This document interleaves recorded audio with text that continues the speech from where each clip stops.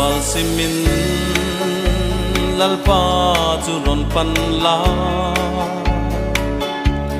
anin along ngai dam nghe yang che không ngai na toai thấy ngai lâu chu za tuan po in adang lam về ngai lâu mang ngày na mang ngày na mi xoa lệ mel ma te ngày đam na chu nang le ke cha tua na bora tu hi halovin kanta na nun halo ta athisen lu kan sual silfai na chu alo luang chua kalvari tro sa chuan mi sual dum ber po vurangin avarang aring apiang te tan dam na anisi mangai na mangai na mi sual le mel ma te ngai dam na chu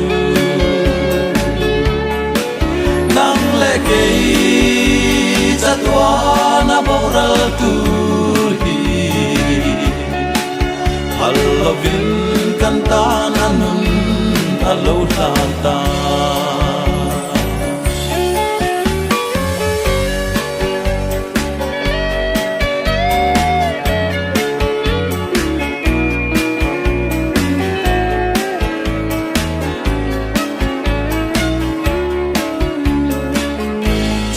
lây lâu te lâu lăng aral le thi ang mai ani he lei sing nun hi kan him ni le lo na zong te po mit khap ka le ka an ral le mai thi mangai na mangai na mi sual le mel ma te ngai dam na chu nang le ke cha tua na bora tu hi halovin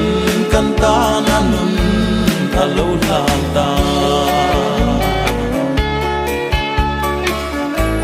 athisen lu kan sual silfai na chu alo luang chua kalvari tro sa chuan mi sual dum ber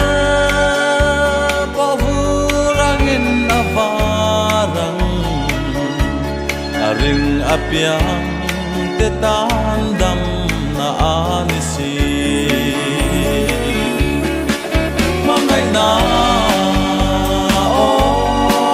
mangai na mi sual le mel ma te ngai dam na chu nang le ke cha tua na bora tu hi